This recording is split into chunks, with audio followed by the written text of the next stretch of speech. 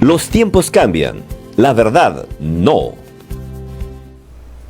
Hola amigos, muy buenos días y bienvenidos a La Noticia al Día, aquí en La Noticia Perú, el canal digital del diario La Noticia. Soy Enrique Rodríguez Jiménez y tengo el gusto de acompañarlos los próximos minutos para presentarles información de actualidad con invitados que serán del interés y agrado de todos ustedes. Recuerden ver nuestras entrevistas en vivo en nuestros canales de Facebook, YouTube, Twitter, Instagram y TikTok. Esta es la portada del día de hoy del diario La Noticia. El Congreso tiene repudio de los peruanos.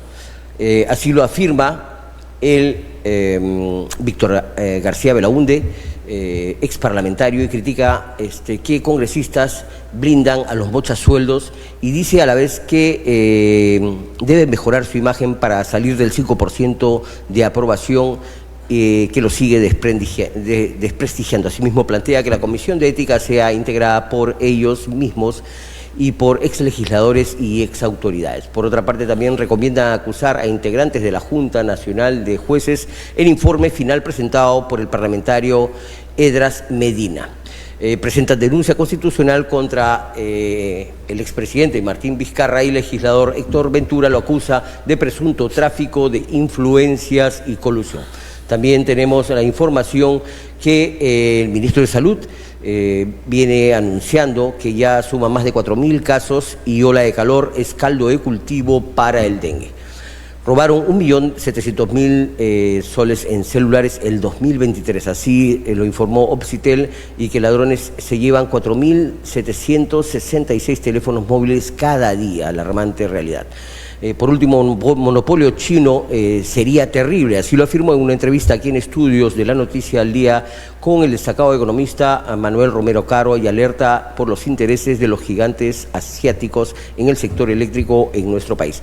Esta es parte de la información de la edición de hoy del diario La Noticia, y tenemos el gusto de tener aquí en Estudios de La Noticia al Día al doctor Enrique Cornejo Chávez.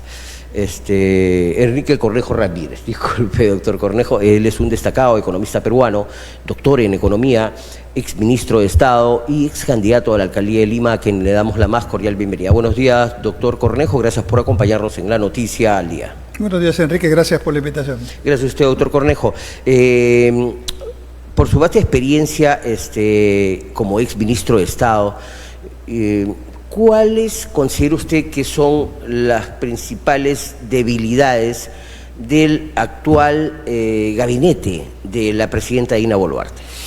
Bueno, la principal debilidad es que un gabinete sin liderazgo, ¿no? Y un gabinete sin liderazgo, y lo digo por experiencia, pues simplemente trabaja como puede en cada sector. El aparato público es muy complejo, muy complejo. Cada día se toman decisiones, cientos de decisiones, todas complicadas, todas con riesgos de incluso incurrir en errores producto de los procesos mismos que están generados por muchas personas. Y entonces, si tú no te has preparado antes para decir qué cosa es lo que tienes que hacer en el día a día, la coyuntura te consume. Y si no hay norte, entonces lo que tenemos es un tren que no sabe bien a dónde va, pero que va. Y si podemos poner alguna meta, dada la mediocridad en la que nos encontramos, la única meta sería llegar al 2026. Pero 2 años y medio, que es el tiempo que falta para eso, es demasiado en política, en economía y en términos sociales también. Entonces, esa falta de liderazgo es tremenda. Empezando por la señora presidenta, ¿no? Claramente su liderazgo no se expresa en ninguna visión. ¿Cuál es la visión de país? Llegar al 2026 no es una meta, será una meta personal, pero no es una meta del país, ¿no? Y el presidente del Consejo de Ministros, que es aparentemente quien gobierna, ¿no? Tampoco tiene claramente ese tema. El ejemplo más palpable lo podemos ver en seguridad, o más bien en inseguridad ciudadana, ¿no? Donde no hay plan, no hay estrategia, se improvisa mucho. Esto es tema de las declaratorias de emergencia, lo demuestra, y los resultados son dramáticos. Efectivamente, y esta percepción y sensación que tiene el ciudadano de tener un gobierno con una presidenta que no tiene un norte fijo y que de alguna manera, como se dice, mal dicho, ¿no? Pero refleja parte de la realidad, en piloto automático, y no existen políticas claras para la reactivación económica y sobre todo para luchar contra la corrupción y combatir la inseguridad, que son los tres principales problemas que tenemos en el país, demuestra una desazón. ¿Sería realmente conveniente que se termine el periodo presidencial establecido o sería saludable convocar y adelantar elecciones para usted? Ese es el drama. El problema no es solamente el Poder Ejecutivo. La crisis institucional y la falta de liderazgo se da en todos los niveles. Tampoco tenemos un buen parlamento en este momento, lo acabas de decir en tu titular de hoy día, ¿no? Es vergonzoso. Probablemente el parlamento menos popular de la historia, pero tampoco, digamos, dejemos de pensar en parlamentos anteriores que han tenido también ese llamado privilegio de estar abajo en las encuestas, ¿no? Venimos ya hace un tiempo en esa crisis de liderazgo. Entonces es el Congreso, es el Poder Ejecutivo, son los poderes que tienen también tareas importantes en la democracia, un poder judicial donde politizado, ¿no? Una fiscalía politizada, ¿no? Un tribunal, digamos, o una Junta Nacional de Justicia cuestionada, por lo menos, unas instituciones electorales que no dan, digamos, talla en lo que por lo menos debería ser un elemento básico, transparencia. Ni confianza, ¿no? Y confianza para que sean independientes, ¿no?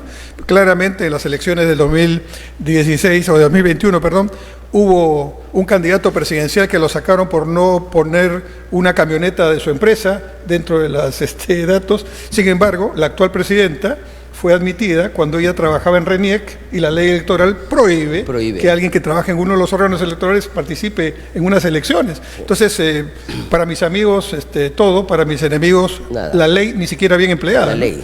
Entonces, esta falta de institucionalidad y esta crisis de liderazgo que es general hace que el tema vaya ya al ciudadano común. Entonces no se respeta al policía. Ahora tenemos nuevamente una acusación de gasolina en el cuartel general del Ejército. Ya hay oficiales que están con sentencias en cárcel en este momento por ese tema. ¿Cómo es posible que vuelva a salir? O sea, no se ha puesto ni siquiera un sistema de control mínimo para poder garantizar que la gasolina que va supuestamente a los vehículos militares termina yendo a vehículos particulares y para ganancia aparentemente de algunos oficiales, ¿no? Entonces esto es una crisis ya muy grande y creo que entonces los partidos políticos que deberían ser quienes estén a la altura de las circunstancias planteando alternativas también forman parte de esta crisis institucional. Por lo tanto, para responderte, si hoy día se convocara elecciones estaríamos en lo mismo. Y realmente, según lo que usted bien explica del sistema electoral, el Poder Judicial y la labor y función que cumple el Ejecutivo, da un preocupante panorama para el futuro próximo, ¿no? Pero, según su experiencia, ¿usted cree que habría alguna manera de poder reorganizar el Estado peruano y no tener estos altos niveles de corrupción y de gobierno? Por supuesto. O sea, para empezar, si la presidenta dejara de pensar solamente que debe llegar al 26, ¿no? Y asume su rol de presidenta, entonces podría, por ejemplo, utilizar algunos de los instrumentos que ya están. Existe un Plan Nacional de Desarrollo al 2050. Pero que no se aplican. Sí, pero está ahí escrito. Podría intentar aplicar por lo menos el concepto de educación que está ahí. O el plan de infraestructura que está vinculado al Plan Nacional de Infraestructura para la Competitividad, que ya tiene 2 números, 2 ejemplares, ¿no?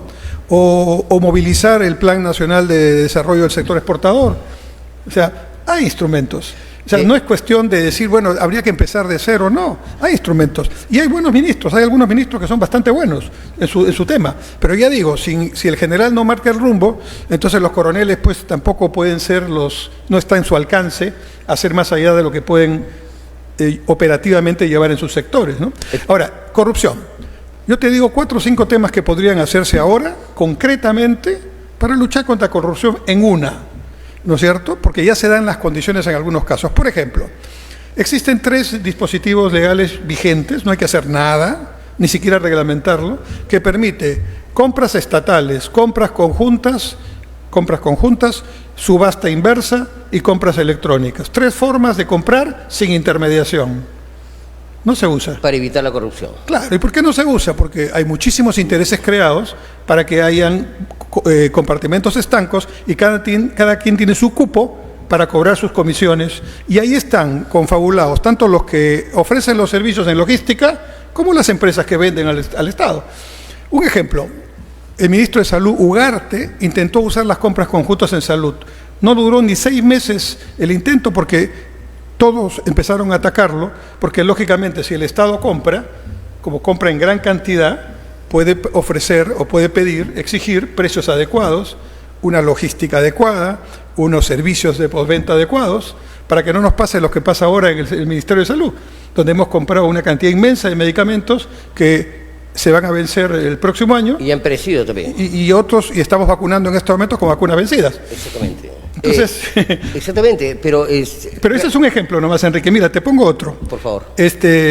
Si el gobierno decidiera realmente luchar contra la corrupción, ordena que en plazo máximo de 1 año se digitalicen todas las transacciones del sector público. Nada manual, nada con papel, nada de intermediación, todo digital, huella digital de por medio. Hay algunos espacios que ya están haciendo esto. Sunat es uno de ellos, RENIEC es otro de ellos, pero son islas, ¿no? Imagínate que todo el sector público digitalice, y eso no es un problema tecnológico ahorita, ni de capacitación de los funcionarios, es una decisión política, ¿no? Efectivamente. Por otra parte, a eso tendríamos que agregar también, doctor Cornejo, que en el tema de seguridad ciudadana existe un plan, Mariano Santos, destinado hasta el año 2030, me parece, pero sin embargo no se utiliza el plan Mariano Santos, casualmente, que ha sido elaborado casualmente para reducir los índices de la delincuencia, y el gobierno tampoco no cuenta con un plan, porque lamentablemente nos vimos con la sorpresa de que en julio la presidenta y después el premier Otárola anuncia un plan de seguridad ciudadana, el plan Boluarte lo denominó, y después en diciembre nos veremos a enterar que nunca existió un plan de seguridad ciudadana. Sí, fue una declaración lamentablemente, es parte de este folclore y esta mediocridad. Pero vamos, en tema de seguridad no hay que ser, yo no soy experto, pero no hay que ser experto para saber que uno de los temas claves es inteligencia. ¿Cómo se combatió a Sendero y a Abimael Guzmán? Con inteligencia. Pero la inteligencia casualmente toma tiempo. Y se ha desactivado. Se ha desactivado. Entonces, y esto se desactiva mucho más porque, a ver, ¿cuántos cambios de ministro del Interior en los últimos 2 años en Interior, en el sector? En el sector, como 12 hemos tenido. ¿Cuántos cambios en la dirección de la Policía Nacional? En este año, ¿no? Entonces realmente pues no hay... Que es inconstitucional, pero este país es el país, no sé, de la impunidad, porque bueno, acá se viola, por ejemplo, sí, si me permite, cambiar los comandantes generales de la Policía Nacional con tanta facilidad, violando la Constitución propiamente. Y con una carta de despido al último director general, con una carta de despido, donde las considerandos que se ponen para destituirlo, se hace un mea culpa de que no está funcionando la política de seguridad ciudadana, que no le corresponde estrictamente al director de la policía, ¿no? Sino al ministerio. A la presidenta de la República como presidente del Consejo de Seguridad Ciudadana, ¿no? Pero tenemos una presidenta pues de que va también toda responsabilidad, claro. Si en las marchas sociales que hubo en el pasado diciembre, enero del 2023 y 2022, la presidenta dijo pues de que ella no asumía el liderazgo que era... ¿Sabe lo que pasa? Que cuando uno llega a estos puestos, yo he estado 3 veces de ministro, ¿no? Cuando uno llega a estos puestos, si uno no tiene más o menos claro qué cosa es lo que puede hacer, porque tampoco puedes hacer todo lo que quieras, tu tiempo es corto. En política los tiempos son muy cortos, pero el desgaste es muy fuerte. Un día de ministro equivale a 2 semanas normales de trabajo, ¿no? Una semana de ministro ya son 3 meses equivalentes. Es un desgaste muy fuerte si quieres trabajar. Porque también hay algunos que probablemente no lo hacen medianamente bien. Pero entonces, si tú estás ahí en esa adrenalina, en ese día a día, y no pensaste qué cosa es lo que hay que hacer, no priorizaste, no la vas a hacer. Porque no es momento de decidir, oye, a ver, voy a beber A, B o C. No, ya tienes que haberlo pensado. Entonces, esto viene ya de varios gobiernos donde se improvisa mucho, se rota con gran velocidad.